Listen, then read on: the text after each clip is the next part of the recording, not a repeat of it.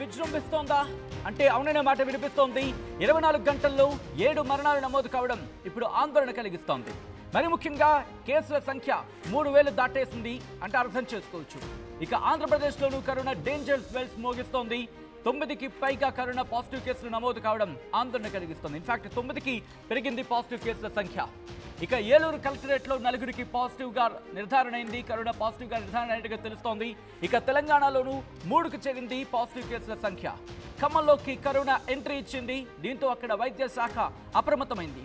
ఇటు దేశవ్యాప్తంగా కరోనా కేసులు రోజు రోజుకి నమోదవడం ఆందోళన కలిగిస్తుందని చెప్పుకోవాలి. ఇప్పటికీ కేసుల సంఖ్య 3000 దాటినంతే అర్థం చేసుకోవచ్చు. దాంతోపాటు వేరియన్స్ గురించి మాట్లాడుకున్న సందర్భంలో వేరియన్స్కి సంబంధించి ఆ ప్రభావం చూపించడం జరుగుతోంది. మరీ ముఖ్యంగా ఇటు కేరళలో 1147 అంటే సుమారుగా 1100కు పైగా కేసులు అక్కడ. ఇంకా చెప్పాలంటే 2000 మార్కుకి దరిదాపుల్లో ఉంది అనే చర్చ కూడా జరుగుతోంది. దాంతోపాటు మహారాష్ట్రలో 400కు పైగా కేసులు నమోదయ్యాయి. ఢిల్లీ అక్కడ దాదాపుగా 300 కేసులు నమోదయ్యాయి. గుజరాత్లో 223 కేసులు. తమిళనాడు, కర్ణాటక, వెస్ట్ బెంగాల్లో కలిపి మొత్తం 148, 116 అంటే తమిళనాడులో 148, కర్ణాటకలో 148, వెస్ట్ బెంగాల్లో 116 కేసులు నమోదు కావడం ఆందోళన కలిగిస్తోంది. దేశవ్యాప్తంగా కరోనా కేసులు నానాటికి పెరుగుతుండడం ప్రస్తుతం వైద్య ఆరోగ్య శాఖ అప్రమత్తమైంది. ఈ నేపథ్యంలోని గడిచిన 24 గంటల్లోని దాదాపుగా 7 మరణాలు నమోదయ్యాయంటూ కూడా ప్రస్తుతం ఆ అంశం ఆందోళన కలిగిస్తోంది. ఇటు ఆంధ్రప్రదేశ్లో కూడా కేసులు నమోదవుతున్నాయి. ఇటు తెలంగాణలో కూడా, తెలుగు రాష్ట్రాల్లో కూడా కేసులు నమోదు కావడం, కేసుల సంఖ్య నానాటికి పెరగడం ఆందోళన కలిగిస్తోంది. తెలంగాణలో 3కి చేరింది పాజిటివ్ కేసుల సంఖ్య. ఖమ్మంలోకి కరోనా ఎంట్రీ ఇచ్చినట్టుగా తెలుస్తోంది. అటు ఆంధ్రప్రదేశ్ ఏలూరులో కూడా కలెక్టరేట్లో 4గురికి కరోనా పాజిటివ్గా నిర్ధారణ కావడం ఆందోళన కలిగిస్తోంది. అటు ఆంధ్రప్రదేశ్ వైద్య శాఖ అప్రమత్తమైంది, తెలంగాణ వైద్య శాఖ కూడా అప్రమత్తమైంది. మరీ ముఖ్యంగా గాంధీ కావచ్చు, ఉస్మానియా కావచ్చు, ఆయా హాస్పిటల్స్కి ఇప్పటికే డైరెక్షన్స్ ఇచ్చింది. ఒకవేళ కేసుల సంఖ్య పెరిగితే కనుక దీనికి తదనుగుణంగా బెడ్స్ ఏర్పాటు చేయాలి ఎమర్జెన్సీ కేసెస్కి సంబంధించి. ఎందుకంటే కొన్ని సందర్భాలు మనం చూసాం. మరి ముఖ్యంగా ఫస్ట్ వేవ్ కాకుండా సెకండ్ వేవ్లో ఆక్సిజన్ అందక కట్టకట్టలాడిపోయిన పరిస్థితి, ఆక్సిజన్ కోసం విలువల్లాడిపోయారు. ఈ నేపథ్యంలోని అటువంటి పరిస్థితి ఎదురైతే కనుక వెంటనే దాన్ని ట్యాకిల్ చేసేలా, దాంతోపాటు ఆ తీవ్రత పెరగకుండా ఉండేందుకు వెంటనే చర్యలకు ఉపక్రమించేలా డైరెక్షన్స్ జారీ చేయడం జరిగింది వైద్య ఆరోగ్య శాఖ. ఈ నేపథ్యంలో తెలంగాణలో ఎటువంటి పరిస్థితి ఉంది, అలాగే ఆంధ్రప్రదేశ్లో ఎటువంటి పరిస్థితి ఉంది తెలుసుకునే ప్రయత్నం చేద్దాం.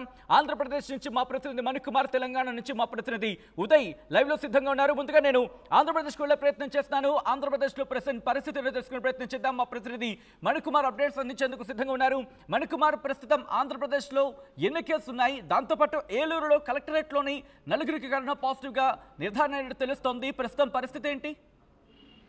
సచిన్, చూడొచ్చు దేశవ్యాప్తంగా పెరుగుతున్నటువంటి కరోనా కేసులు ఆందోళన కలిగిస్తున్నాయని చెప్పాలి. మొత్తం అటు తెలంగాణ కావచ్చు, లేదంటే కేరళ కావచ్చు, ఢిల్లీ కావచ్చు, గుజరాత్, మహారాష్ట్ర, ఇట్లా ప్రతి రాష్ట్రంలోనూ కూడా గత కొన్ని రోజుల నుంచి కూడా కరోనా కేసులు విపరీతంగా పెరుగుతున్నాయి. అదేవిధంగా ఇప్పటి వరకు కూడా పెరిగిన కేసుల నేపథ్యంలో 7 వరకు కూడా మరణాలు జరిగినట్టు కూడా ప్రచారం జరుగుతుంది. దీని మీద ప్రభుత్వం అధికారిక ప్రకటన రావాల్సింది. అయితే ఇటు ఆంధ్రప్రదేశ్ లో కూడా కేసుల సంఖ్య రోజు రోజుకి పెరుగుతుందని చెప్పాలి. గతంలో అటు వైజాగ్ లో ఒక కేసు నమోదైంది, తర్వాత కడపలో 2 కేసులు నమోదయ్యాయి. తాజాగా ఇటీవల తణుకులో ఒక కేసు నమోదైంది. తాజాగా ఏలూరు జిల్లా కలెక్టరేట్ లో కోవిడ్ కలకలం సృష్టిందని చెప్పాలి. ఏకంగా 4గురికి అక్కడ కోవిడ్ పాజిటివ్ గా నిర్ధారణ అయింది. ఏదైతే ప్రతి సోమవారం నిర్వహించేటువంటి పబ్లిక్ గ్రీవెన్స్ సంబంధించినటువంటి అక్కడ పనిచేసే ఒక ఉద్యోగికి కరోనా పాజిటివ్ గా నిర్ధారణ అయింది. అయితే అతనికి పాజిటివ్ నిర్ధారణ అయిన క్రమంలోనే ఈలోపు ఒక్కొక్క 4గురికి కరోనా సోకినట్లు కూడా తెలుస్తుంది.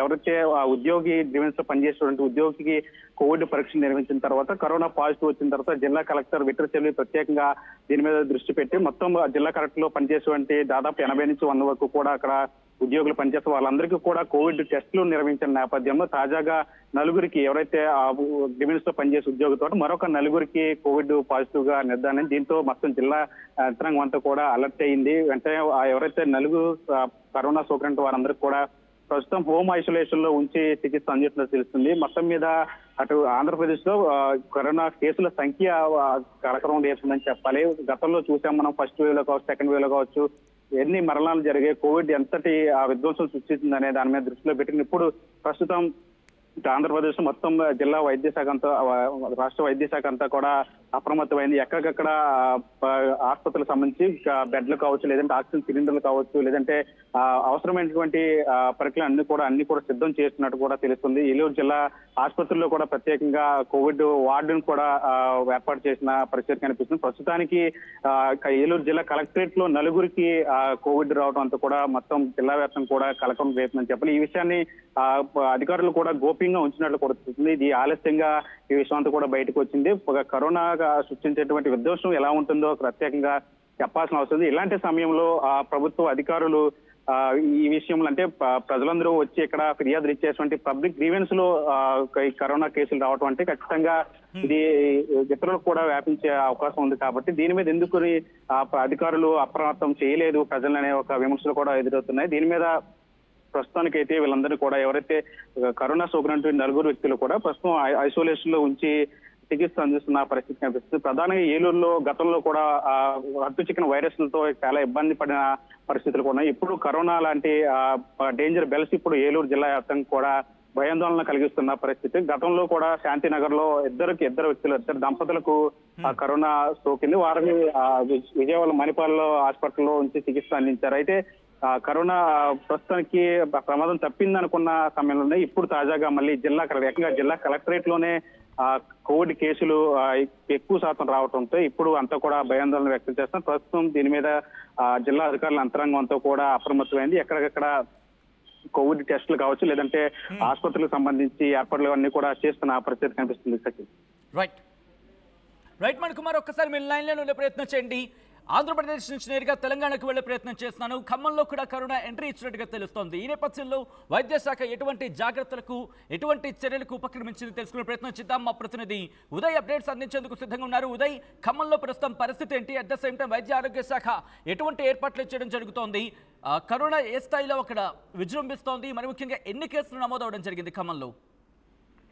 సచిన్, ఉమ్మడి ఖమ్మం జిల్లాలోని భద్రాద్రి కొత్తగూడెం జిల్లా Palvancha Kothagudem thermal power station కర్మాగారంలో గ్రేడ్ 1 ఫోర్మెన్ గా పనిచేస్తున్నటువంటి ఓ వ్యక్తికి కరోనా సోకినట్లు గత కొద్దిసేపు క్రితం మనకు విశ్వసనీయ సమాచారం అవుతుంది. కర్మాగారానికి సంబంధించినటువంటి అనుసంధాన ఆసుపత్రిలో వైద్యులు నిర్వహించినటువంటి పరీక్షల్లో కోవిడ్ పాజిటివ్ గా నిర్ధారణ కావడంతో హుటాహుటిన సదరు బాధితుడిని కూడా వెంటనే పాల్వంచ ప్రభుత్వ ఆసుపత్రికి అయితే తరలించారు. అయితే గతంలో covid first variant, second variant విజృంభించిన సమయంలో చాలా పెద్ద మొత్తంలో RT-PCR కిట్స్ కావచ్చు, ర్యాపిడ్ టెస్ట్ కిట్స్ లన్నీ కూడా అప్పట్లో ప్రభుత్వ ఆసుపత్రులకు సరఫరా అయ్యాయి. కానీ ప్రస్తుతం ఎక్కడ కూడా RT-PCR టెస్టులు కావచ్చు, కోవిడ్ టెస్ట్ చేసేందుకు టెస్ట్ కిట్లు ప్రభుత్వ ఆసుపత్రిలో అందుబాటులో లేకపోవడంతో మరోమారు నిర్ధారించుకునేందుకు చాలా పెద్ద ఎత్తున సమస్య వాటిలని చెప్పుకోవచ్చు. ఇప్పుడైతే కొత్తగూడెం థర్మల్ పవర్ స్టేషన్ కు అనుసంధానంగా ఉన్నటువంటి ఆసుపత్రి వైద్యులు మాత్రం సదరు వ్యక్తికి కోవిడ్ పాజిటివ్ గా అయితే నిర్ధారించారు. అయితే తమ దగ్గర ఉన్నటువంటి టెస్ట్ కిట్ గతంలో కోవిడ్ 1-2 వేరియంట్ల సమయంలో ఆ టెస్ట్ కిట్లను డంప్ చేసుకున్నామని, ప్రస్తుతం ఆ టెస్ట్ కిట్ లో మాత్రం పాజిటివ్ గా తేలిందని, అయితే మరోమారు నిర్ధారణ కోసం పాల్వంచ ప్రభుత్వ ఆసుపత్రికి తరలించామని చెప్పి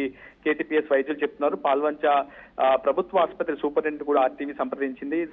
KTPS ఉద్యోగికి కోవిడ్ పాజిటివ్ సోకిన విషయంలో ఎటువంటి లక్షణాలు ఉన్నాయనే అంశంపై కూడా పూర్తి స్థాయిలో సంభాషణ జరిపింది. కానీ ప్రస్తుతం పాల్వంచ ప్రభుత్వ ఆసుపత్రిలో కానీ, జిల్లా ప్రభుత్వ ఆసుపత్రుల్లో కానీ ఎక్కడ కూడా RT-PCR కావచ్చు, ర్యాపిడ్ టెస్ట్ కిట్లు కోవిడ్ నిర్ధారించేందుకు చేయాల్సినటువంటి పరీక్షలకు సంబంధించినటువంటి కిట్స్ అందుబాటులో లేనట్లు కూడా మనకు ప్రస్తుతం సమాచారం అయితే ఉంది. ప్రస్తుతం ఇతరత్ర ప్రభుత్వ ఏరియా ఆసుపత్రులు ఎక్కడైనా టెస్ట్ కిట్లు మిగిలి ఉన్నాయో ఉంటే వెంటనే తీసుకొచ్చి మరోమారు సదరు బాధితుడికి నిర్ధారణ చేసేందుకు మరోమారు పరీక్షలు నిర్వహించే అవకాశం అయితే కనిపిస్తుంది. ఏదేమైనా భద్రాద్రి కొత్తగూడెం జిల్లాలో తొలి కోవిడ్ పాజిటివ్ కేసు నమోదు కావడం పూర్తిగా అందరినీ కూడా కలకలం రేపుతుంది. ఈ అంశంపై జిల్లా వైద్య ఆరోగ్య శాఖ అధికారిని కూడా RTV సంప్రదించింది. కానీ ఈ విషయంపై తమకు ఎటువంటి సమాచారం లేదని చెప్పి ప్రభుత్వ ఆసుపత్రి వైద్యులు చెప్తున్నారు. నిజానికి Covid first variant, second variant లో దాదాపు భద్రాద్రి కొత్తగూడెం జిల్లా వ్యాప్తంగా 13 లక్షలకు పైగా ర్యాపిడ్ టెస్ట్ కిట్లు పరీక్షలు నిర్వహించారు. అందులో సుమారు 50,000 మందికి పైగా పాజిటివ్ తేలింది. 572 మందికి పైగా కేవలం భద్రాద్రి కొత్తగూడెం జిల్లాలోనే కోవిడ్ ఫస్ట్, సెకండ్ వేరియంట్ లో మృతి చెందినటువంటి పరిస్థితి కనిపిస్తుంది. సో ఇప్పుడు ఖచ్చితంగా